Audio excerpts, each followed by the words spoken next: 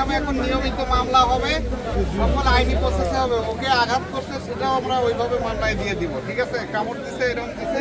আর যেহেতু এটা বিজেপির সদস্য, তারা আগে গেছে যে আমরা যৌথভাবে এটা অপারেশন করছি, ঠিক আছে? তো এখানে বাদী পুলিশ হোক কোনো সমস্যা নাই, কিন্তু এটা কিন্তু যৌথ অভিযান, পুলিশ একা করে নাই কিন্তু।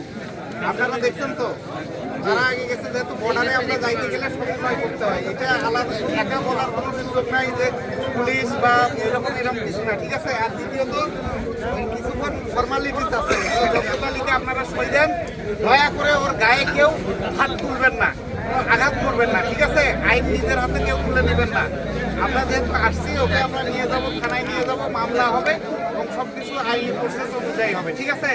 আপনারা কেউ হাত তুলবেন না, ঠিক আছে?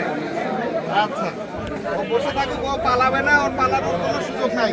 ও গাঁজা গাছ যার সাথে উৎপাদনের জন্য যতটুকু শাস্তি ওই ধারাই হবে, বুঝতে পারছেন? ধরতে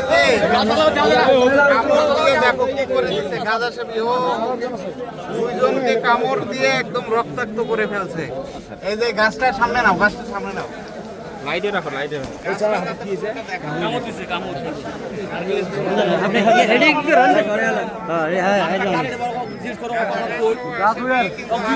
ধরতে যে কামড় দিয়ে ক্ষত বিক্ষত করে ফেলছে। তোমাকেও কামড় দিছে? ঠিক আছে, এখানে ওই গাছটা এর ছবিটা নাও।